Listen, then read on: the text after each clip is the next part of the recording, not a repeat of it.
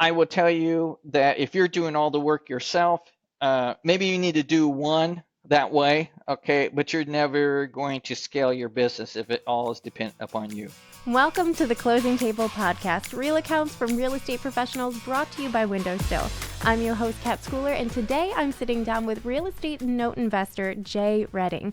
Jay is out in Fort Wayne, Indiana, and is the owner of family-run companies JMJ Real Estate Services and Cassidy Investment Groups. Jay and his company currently manage 40 rentals and have completed over 100 fix and flips. Jay shares his wisdom today with us, including his advice for people getting started in real estate investing, how you can run the numbers to know if a fixer-upper project is a good investment for you, and how investors can navigate this challenging time in the market. So without further ado, let's talk to Jay. Jay, thank you so much for joining me today. You have a long history in real estate investment and other real estate services. And so I'd love to jump off from there with our audience of like how you got started in real estate investing. Sure, I'd be happy to. Just a little bit of our background. I did my first deal in 2004, so when I started, and so gosh, it's been 20 years now already. How time flies when you're having fun. We currently operate, we're a family-run business. We currently operate 40 rentals, all right, that we have. We've done over 100 fix and flips, and we buy and create mortgage-backed notes. And over the years, we've purchased a number of tax liens as well. So that's kind of our circle, is what I would essentially say. But I was working for a pharmaceutical company, all right, in early 2000s, and I was about 10 years, 18 years away from being able to take an early retirement. And I started thinking about, all right, what do I want to do when I get to that point? I've always had an interest in real estate, and we started doing some things on the side is what we did. And started buying some rentals, actually worked really well. I found a real estate agent who grew up in a construction family. So we were doing fix and flips and also buying some rentals while I was working full time still. She'd run the job sites, she'd give me updates and stuff. I make decisions, and then she'd go and implement it. So that's how we got started. That's great. So you've done so many transactions. You have, I think I read over 40 rentals that That own we and currently manage manage, yeah, operate and currently. manage right Yes. now. Yeah. Wonderful. What would your advice be for someone trying to get started in investing? The first one myth that's out there is that you got to have a lot of money to be able to get in real estate. You do not. Okay. If I was encouraging someone to get started at this point in time is to cultivate your private capital. All right. Use other people's money. OPM. All right. That's a terminology. It's used quite often, but utilize other people's money and then make absolutely certain that your private capital is well taken care of. All right. Other thing is make sure that you don't overfix. If you're doing a fix and flip, don't overfix the property for the area where it's at. I see so many young investors that they way overdo the property. They give it the high level when it's really in a middle level neighborhood, and you're never going to get back the money for that extra money that you're putting into it. You're never going to get that return. From a wholesaling, and we've wholesaled a few property. I think we probably 40, 50 over the years. It's not been a big part of our model. If we find a good deal and we're just not in a position from our rehab teams to take it on, we'll throw it out to somebody else is what we'll do. But from the wholesale aspect, make sure that you're leaving plenty of room on the back end for whoever is going to be buying that property. If they're buying it as a rehabber, if they're and fix and flip, or if they're buying it as a rental, that there's enough meat on the bone for them to make a profit as well. I see way too many wholesalers right now that are too greedy. And make sure that you're following the rules. I mean, wholesaling is getting evaluated exceedingly aggressively in many states throughout the country right now. So those would be my initial things. All right, cultivate capital, learn, mentor from someone. I mean, go along someone and just be, free. Okay, don't necessarily just learn from them. All right, make sure that you're attending your RIA meetings. All right, that's where you're going to be learning as well. But the biggest hurdle that you're going to have to overcome is not having enough capital. Well, if you develop your capital base, all right, you can go and do the deals then. And you may have to joint venture with someone initially to get started before you go and go on your own and then at that point. Okay, so I'd love to narrow in on this other people's money, and you Sure. just mentioned like doing a joint venture is one option, but I guess for somebody who might be hearing this for the first time, that they're like, of course I don't want to use my own money. Can we break it down a little further of like how can someone use someone else's money to do these investments? I'll use an example from our flips. Okay. Mm-hmm. What we would do now in my situation, I essentially had a line of credit that I could, all right, we used a home equity line of credit. And I had the ability to go and pay all cash for a property that we were essentially looking to rehab. But then I would bring private money in to take my money out so then I could go look for another deal while we're rehabbing. If you don't have enough money to both do the purchase and the rehab, then do the purchase and bring a private lender in, all right, for the rehab money. Okay, and then pay them back when the property sells. Now you can get down in, there's a whole lot of different ways that you can structure that way beyond the scope of what our discussion is here. Okay, but by and large, I've never really joint ventured. All right, I always had debt partners. So you're looking for someone that is, it's more of a passive investor, that they're just wanting a good return. They want to be in first lien position on the property, so they're well protected, and that's fully understood. You're using their money to do the rehab, and then when the property sells, they get paid back as well as all the interest that has accrued. That's how we essentially structured it. So we paid no interest payments while we were doing the rehab. All right. Then when the property sold, they got all their principal back plus the accrued interest that they were entitled to during that period of time that we used their money. Excellent. And so, how do you recommend people kind of structure their investments, or like, do you recommend that if people are, say, doing flips, right? Mm-hmm. Because maybe that's a good point of entry for some. Do you recommend that people manage their own projects? Do you recommend they involve project managers? Like, should people be building a team? Well, you need to be building a team. I will tell you that if you're doing all the work yourself, maybe you need to do one that way, okay, but you're never going to scale your business if it all is dependent upon you. My contractors forbid me from swinging a hammer, so I did a good job right from the get-go of saying, so, but the bottom line is you're going to need a plumber, you're going to need a licensed plumber, a licensed electrician, you're going to need a carpenter. All right. You can act as the general, but they all need to be able to pull the permits that you need to have. All right. And you can coordinate it. You need to put a scope of work together so that everyone's working on the same page. All right. And everyone knows what they're doing and the degree to what that scope of work looks like. I've been fortunate now. When I first got started, I went through a number of contractors, but the guys I've got with me now have been with me 15 years. So it's like they know what we're doing. I don't have to be nearly as detailed in our scope of work. They know the type of finished product that what we want, and if I forget something, they'll just go and take care of it. Is what they'll basically do now. So it's more of like, okay, we're going to do this, this, this, this. Go to it. That's pretty much it.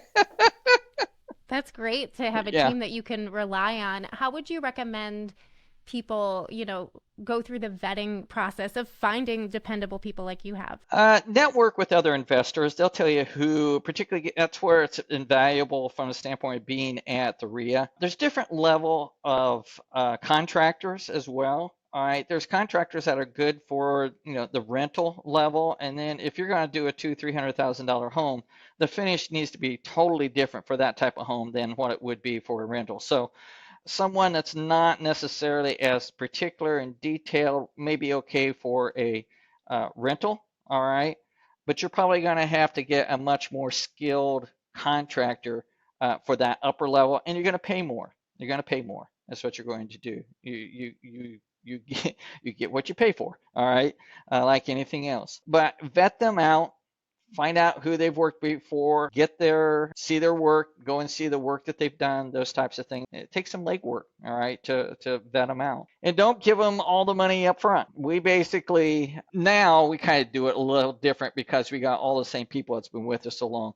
Initially, only do it in certain draws. Okay, and anyone that says, "Hey, I've got to have money to do buy materials up front," you're not a contractor for me. If you don't have enough money to go and get the materials yourself, you're telling me that you're not financially solid, is what you're basically telling me. We typically do it in 3 draws, is how we would typically do it. We'll give them so much up front, then when they get to a certain point of finish, we'll go and inspect it, give them another payment, and then when they finish, in the contract, you want to make sure that at least 30, probably 30% of their payment comes in the last draw after you've inspected all of their work. So if they don't get that last draw and take off on you, it's biting them in the butt. I've even done that as high as 40%. That's such great advice because Yeah. I, unfortunately, not in the investing world, but I've known people that just have gone to have things done on their house where people have walked away with their deposit, and it's really heartbreaking. Yep, it happens. Yeah, it really happens. So unfortunately, and make sure you have a contractor agreement in place. And if you don't have that, you can talk with other real estate investors at your RIA groups. I'm sure some of those have some, or you can have an attorney get it pulled together. It'll cost you a little bit of money, but you'll have it. Okay, so you've mentioned RIA a couple of times. For people who don't know what that organization is, can you touch on it for us? Yeah, it's just basically it's a real estate investors group is what it is. Typically they meet once a month, all right, in a location. Find other investors, reach out. You can Google. Not every community has it. It might be underneath a meetup as well, but there's typically in about every city there any significant size there's some type of a real estate investors group. Maybe it's nothing more than 10 guys or 5 or 10 guys meeting together at the coffee shop, but you need to vet that out and try to find that because that's experience that you can tap into. The best learning is someone else's learning and experiences, and you can speed up your process then at that point. How would you advise someone, or how can people spot a good investment? Well, there's certain formulas that you use, right? The numbers don't lie. We utilize, not everyone does this, but we utilize I'll share our formula, all right, as far as for fix and flip. I'm at a point in my life and where we're at right now, I'm not going to go and do a flip to just make 5 grand. Okay, our goal is that we want to net at least 20% is what we basically want to net. And then you got to figure out, okay, what's going to be your exit strategy? Are you going to use realtors? Or are you not going to use realtors? And you got to factor those fees in. So you've got to look at the comps in the area, determine what the comps in, and a realtor can do this for you. It's good to have a relationship with a number of different realtors, but you'll kind of gravitate towards someone, all right, that you feel comfortable with and someone who understands on the investment side. So they can pull comps so you can get a feel for what the property's value is going to be, say, once it's totally fixed up. We're not, our goal is to be all into that property at 70% or less. So purchase and rehab, all right, needs to be at 70% and less. So that means you need to figure out how much is it going to cost for the rehab costs, and you kind of back into what you can offer for a home. On the back end, when you sell, all right, there's a 30% margin to start out, but if you're going to use realtors, well, there's going to be a 6% commission in there. There's going to be probably some closing fees. You're going to use 6 to 8, 9% of the purchase price just to get the deal sold. That allows us a couple percentage points in there as a buffer in case something goes wrong, because every rehab flip, there's something that goes wrong. You just plan for it. Okay, then you're not surprised. So it's just part of the game. All right. You can look at a whole bunch of stuff, and until you really dig in and start working on it, you uncover things that you can't see by the naked eye until you get inside the walls, and then you have to fix it then at that point, whatever the situation is. So you always want to leave a little buffer in there. So where I see a lot of young investors, particularly fix and flip, get in trouble is that they don't allow enough for the rehab, so therefore they overpay for the property. That's what happens. And rehabbing costs have skyrocketed, both from labor and material costs here over the last few years. And now appreciation of the pricing has gone up, but it's the labor and material costs are have grown much faster than what the overall cost as far as the retail market is concerned. So you just have to factor those things in. So you back into what you can offer on a property. That's what you do. That's really great advice. And yeah, I think it's kind of about doing all that homework before before you even make that offer, all of that work leading up to it so that you're making sure your money's in a good place. Yep. Numbers don't lie. We tend as humans get emotionally wrapped up into a property.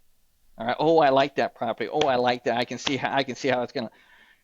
You gotta cut yourself away from that. Don't get emotionally wrapped up into any property. It's an investment. You're not living there. Okay, so you have to take a step back and allow yourself not to get tied into that particular property. All right, and then you look at the numbers. How do you think people can determine like what side of investing they should go into if they're not sure whether they should go into rentals or go into fix and flips? Like, how do you recommend people make that decision? Well, first of all, it's not an all or none decision. Pick one. Pick one. I don't care. Pick one. Okay. It may be wholesaling. All right. If you don't have capital, you don't have resources, then you're going to have to create some capital. You're going to have to go create some resources. I mean, look at the strengths of what you have. Make an evaluation of the strengths that you have, what's the skill sets you have, and what's the resources you have. What lends it best for the niche of the real estate that you're looking to do. All right. Wholesaling is fine if you have you've got time, but you've got no capital to be able to generate capital to invest later on down the road. If you've got some capital, all right, you want to create some chunks of money to then turn around and put into long-term properties. That was a strategy that we used. Okay. We essentially did the fix and flips to turn around and put that money then into long-term play cash flowing properties that pay us once a month. Okay, every month. That's what we did.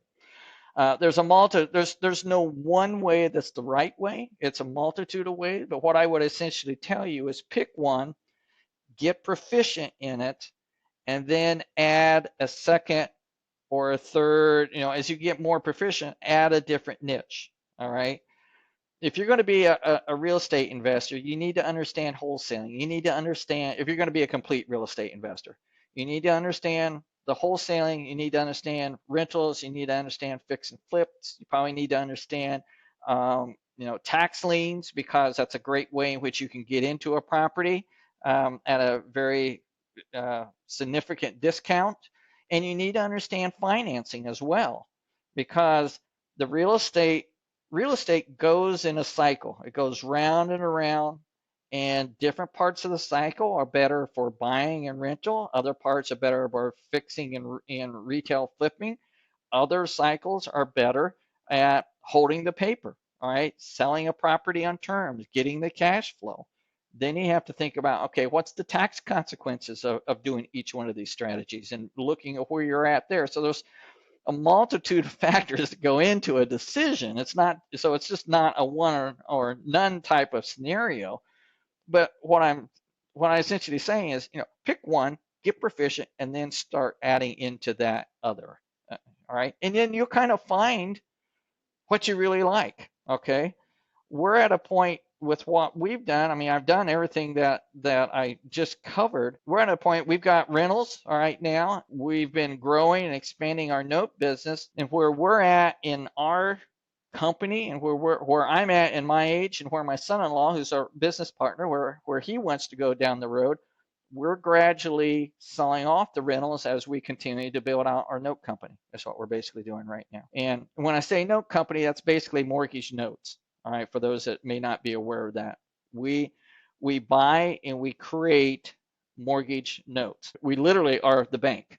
Okay, is what we become. If you've ever owned a home and you had a mortgage that was created by a bank, all right, well, the banks sell off to Wall Street and some of the private equity groups that may have been creating some mortgages. If there's something that may be a little dinged up or it's not accepted by Freddie and Fannie, those will get sold off onto the secondary market, and we buy those at a discount. We also buy mortgages or notes or land contracts, all right, that have been created by, we say, mom and pops or other investors, all right? And we typically buy those at a discount. The secondary market on the mortgage investment side is always bought and sold at a discount to what the face value of the note is. So people need to understand that. For your audience of realtors, all right, this is something they need to be aware of, particularly in the cycle that we're in right now. You know, interest rates have gone up, values have gone up, banks have gotten tighter on their lending, all right, and the payments have increased. Banks have become much tighter and they're leaving a lot more people behind. They're leaving people behind who actually, many have a large enough down payment, but they don't check all the boxes that the bank wants, but they're still good buyers. This is where private financing, seller financing stuff that we do, where we come in and we fill that gap. So from a realtor standpoint, a resource that we offer here locally, but we buy all over the country. All right, it's just not here locally. A resource that we offer, particularly to other investors and other people here, if you're a realtor and a property is not moving, many times the first thing a realtor thinks about is lowering the price. Well, I would suggest rather than lowering the price, if your seller does not need all of their capital right at this moment, to offer private financing available. All right. And you need to structure it in a way that makes sense for the secondary market to buy. And that's a resource that we can make available to you to give you some guidance, all right, as what the market will bear and what they're looking for. But you can get that property sold. Many times there's borrowers out there that have 15-20% to put as a down payment, all right, and they can handle the monthly payments, all right, but they just don't necessarily check all the banks, all the check marks that the bank wants. So they're a good buyer and they'll pay. We've had people who couldn't get a bank loan who had 750, 780 credit scores. All right, so it has nothing to do on the credit score. It has to do with all the checks that the banks want. So, um, but that is a way that a realtor can help their client. And if the client only needs a small chunk of their money now, and they can wait 6 months to 12 months of getting on-time payments and then sell their note at that point and get the rest of their money, that's a sweet exit strategy. All right. And a lot of times, a realtor can pick up one or two extra deals a year, all right, that puts money in their pocket just because they understand this.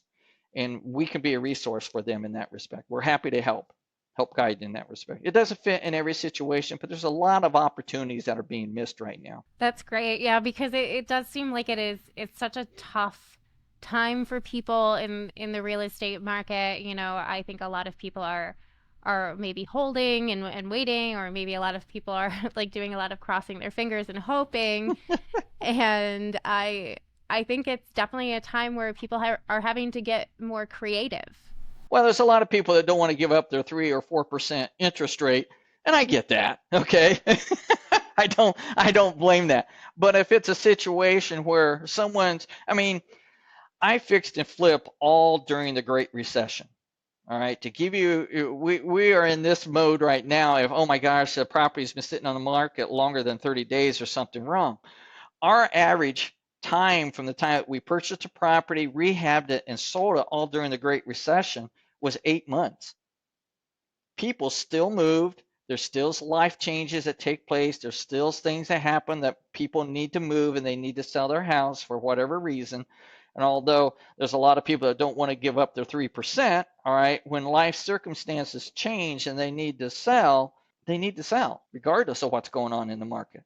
And this is just a way that a realtor can provide another service to their client to help give them the best service and the greatest value and get the most out of the property that their client can get on the property. So it's an excellent service. And we're in this market right now where there's a lot more of that that's taking place. That's great to hear. What would you say is one of the biggest lessons you've learned in real estate investing?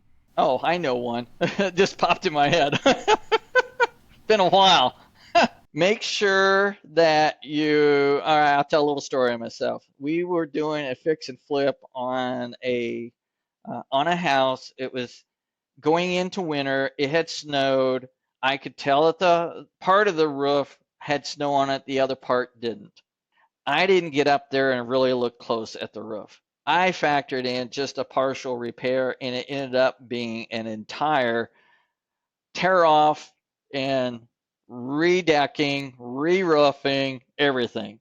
Knock on wood, all right, to date, we've never lost money on a retail flip. But we made with my wife and I both going up there and doing that ourselves, doing that roof ourselves, we made a whole $1,500 on that deal. Oh,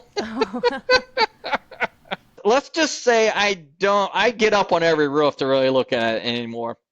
It was a mistake. It was my mistake. And what I was thinking was only going to be a relatively cheap, patch of, maybe $1,000 ended up being like $6,000 on that. And we were already over budget on a couple other things. And it was just, I just didn't do a good job on due diligence and estimation on that one. So that was a wake up call to me.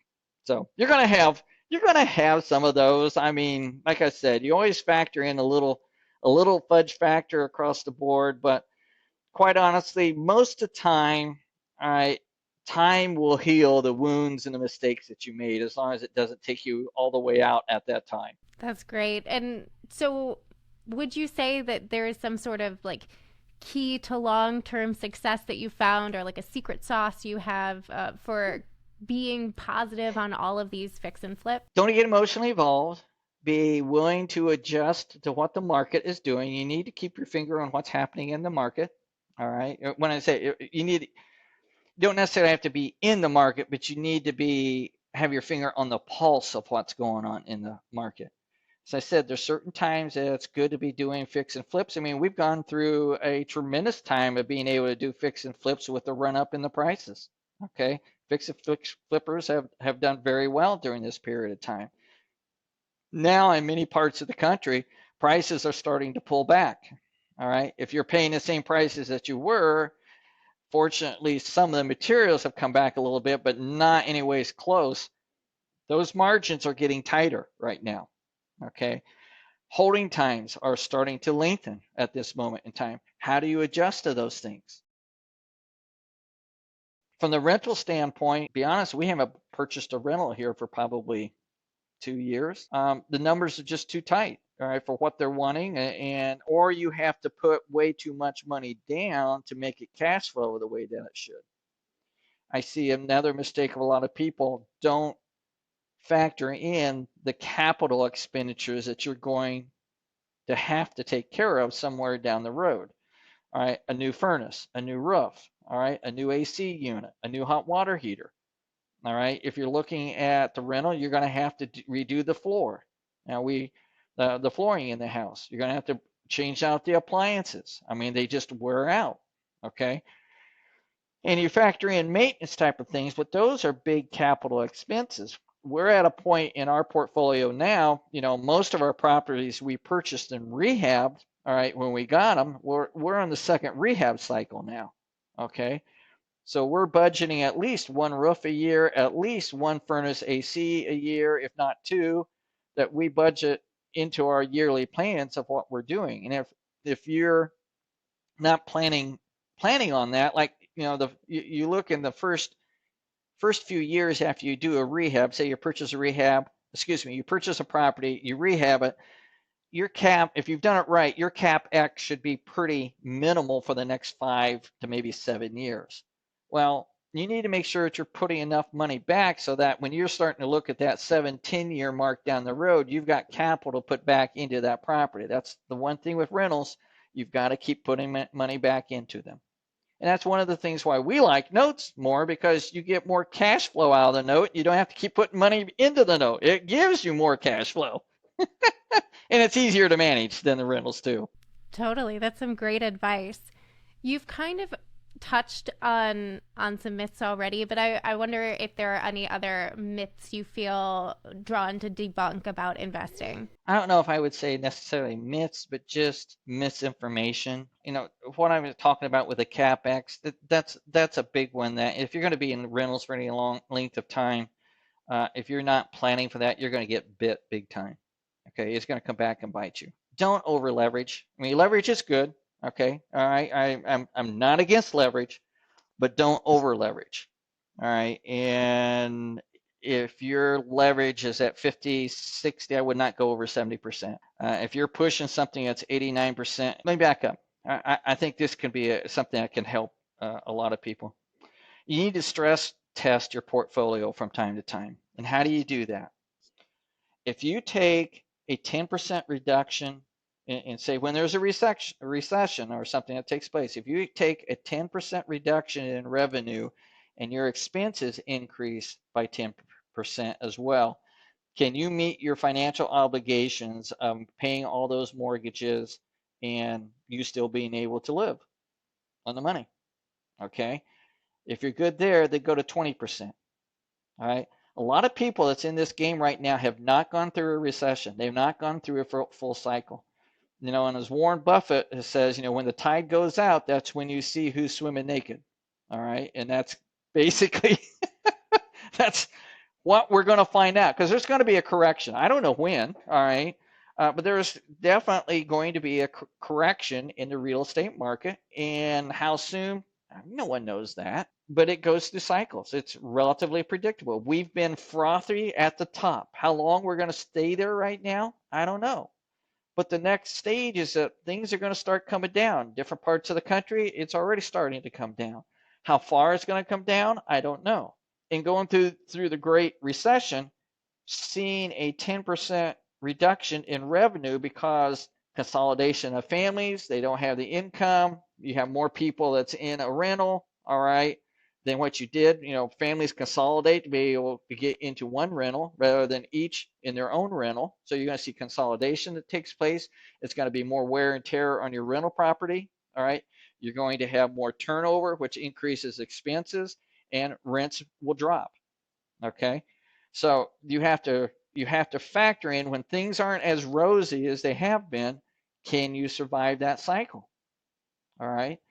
And if you stress test your portfolio, and if I go up 10 and down 10, great. What if I go down 15 and up 15?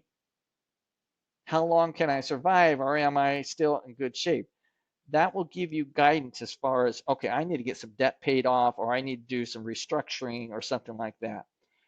That will help protect you so that you can weather the storm, because there's storms that happen in this business. Ooh, thank you for that. I think You're getting an I old guy view here. but I think it's so valuable. You've been doing this for a long time, like you said. You've seen the market at its highs and its lows, and I think that's really important to share with people and important for them to hear. Are there any challenges like you're facing, or maybe you're seeing others? Because I know your portfolio is so diversified, so it's probably holding itself up beautifully. But are there challenges you're seeing other people's have in this current market, and how are you seeing people work through them? Fix and flippers, I think, need to be careful right now in the market. As the market continues to shift, I would be hesitant on having too many deals going on at the same time.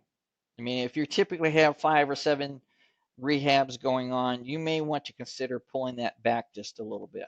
And the reason being, you may start seeing things sit a lot longer, all right, as the market continues to shift. And it depends a lot on what market you're in. Again, that gets back to having your finger on the pulse of what's going on your local community, all right? There's other strategies that you can deploy to move that property, all right, if things do start stalling out. But I would say I don't think right now is a time that you want to get out too far, all right, in the future, because I don't know. I don't know when the next shoe is going to drop. To be honest, I don't think anything's going to happen here. Certainly through neither side on the political side is going to allow anything to happen negatively until at least through the election. Okay, so I don't think anything's going to happen that soon. All right, but over the next 12, 24 months, I don't know. Okay. I don't have a crystal ball, but I think it's important to be prepared. There's times when you can be really aggressive. If we start going through a cycle where prices are dropping, all right, I don't think we've got anything in the future, but you never know. All right, similar to the Great Recession. I mean, I look back now and it's like I thought I was aggressive then as far as buying properties. Looking back now, I would have been 10 times more aggressive than what I was because I got things dirt cheap compared to what they are now, just from the appreciation. I don't think the federal government's going to stop printing money anytime soon. So I think inflation still is going to be with us to a certain degree. So you've got to be able to keep up with that as well. But I'm not an economist. I just read the tea leaves as I feel them just communicating with people that's in the real world. So Totally. I take my guides from what's going on the street versus what I'm hearing on reports. Right. And Yeah. and you have the kind of experience to interpret those kinds of things. Yeah. We're seeing we're seeing increases on credit cards. We're starting to see defaults increase on car loans. All right. We're starting to see mortgage loans starting to get further behind on delinquencies. All right. Those numbers are gradually tipping up. I don't care what they're saying in the reports. Those are signs that says there's cracks that's starting to take place. There's stress in the market. There's stress with people right now that they're dealing with stuff, and part of it is the inflation. Wages have not gone up as fast as what the inflation has, and that's definitely putting pressure on certain things. Now, how that's all going to settle out, I don't know, but those are signs that you need to be aware of. It's like, okay, this is, how fast and things are going to move. I don't know.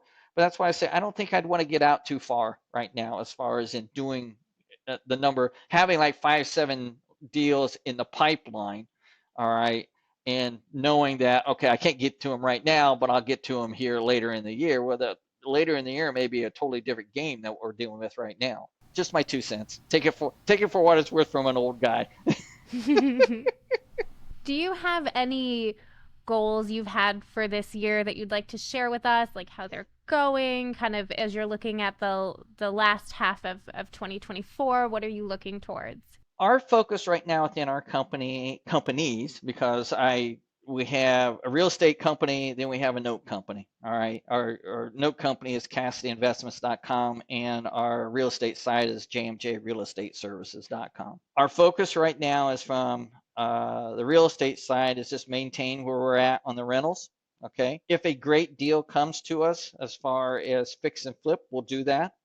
Our focus is growing out our note business right now. One of our goals for the year was get an exceedingly larger line of credit, business line of credit, which were able to obtain so that we can go and now buy notes at in small pools. All right, 3, 4, 5 notes at a time.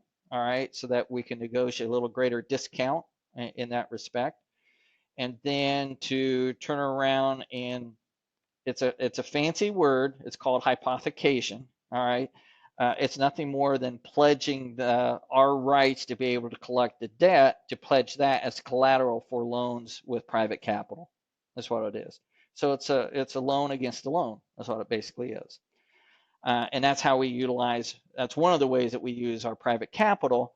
We negotiate at a much greater discount, and then our debt partners that we pay, they are at a fixed rate, and we take a spread then on the monthly payments that come in. So we want to add 10 new notes into our portfolio this year. We're halfway there, so about halfway in the year, so we're good in that respect. We got the line of credit. We got about five notes right now. It's in the pipeline, so I think we'll go beyond that for the year. So I think that's good. So that'll increase our monthly cash flow, and as we continue to grow that out, we plan to gradually sell off some of our rentals on seller finance those with private financing to other investors or to potential homeowners. All right, and move our rental portfolio over to a property management company. We plan on probably cutting it down over the next few years, cutting our portfolio down by about half. That's what we plan on doing. So the notes are, to be honest, the notes are so much easier to manage than it is the real estate. So that's our goals. All right, we're hitting them. We always would like to go faster, but you you hit a goal and go for it. And you know what? If you come up short, you're still further along than if you didn't have the goal to try to shoot for. So it's not the end of the world either way. Totally. Oh, well, Jay, thank you so much for your time today, for sharing your wealth of knowledge. Would you like to direct people how to find you, how they maybe can work with you? The best place, I'll give you two places. You can go to our website at CassidyInvestments.com. If you want to learn more about what we're doing with notes, I encourage you to sign up for our note talks with Kyle and Jay. Kyle's my son-in-law. He's actually on vacation in Canada right now for the next 12 days. Our next talk is actually this Thursday, July 25th, but we hold it on the last Thursday of every month from 12 to 1 Eastern Time. And we share basically what we're doing in our businesses, deals that we've got. We answer questions. If you've got a deal that you'd like to get a second opinion on, we make that available as well. And then the other thing is, if you'd like to sign up to be part of our newsletter, you can sign up at the website as well. And we send out a quarterly newsletter just sharing what we're doing within our portfolio, both on the real estate and the note investing side, and a little personal stuff and fun things along the way too. Okay, but just for signing up, you'll get a digital version of our book, Be the Bank: An Introduction to Note Investing. And it's a good view. It's just a simple overview of what note investing is and how it can play into your portfolio as far as what you want to do. And then finally, I would just say if there's anyone out there listening, this could be a realtor, it could be another investor, if you've got a land contract, or if it's a scenario where you'd like to have some guidance on maybe structuring a note, you're working with a seller and you're not sure how to do that, please feel free to reach out to us, send us an email. My email, you can go info@cassidyinvestments.com. It comes right into both Kyle's and my inbox at that respect, and give us your contact information. We'll reach out to you and see if we can help guide you a little bit as far as things to keep in mind in that respect. So happy to do that. And then maybe we'd be the buyer down the road then when it comes time to sell the note. You never know. Awesome, Jay. Well, thank you so much. We will put all those links in the show notes so people can easily find you. Thank you again for joining me and have a great rest of your day. My pleasure. It's fun being on. So you have a great day. Thank you for listening to the Closing Table podcast brought to you by WindowStill. I'm Kat Schooler. Please be sure you're following our show on Spotify or Apple. And if you're part of our YouTube audience, make sure you hit that subscribe button. If you're enjoying the show, please feel free to leave us a comment or review. It helps us find more amazing listeners like you. Thank you so much, and we'll see you next time.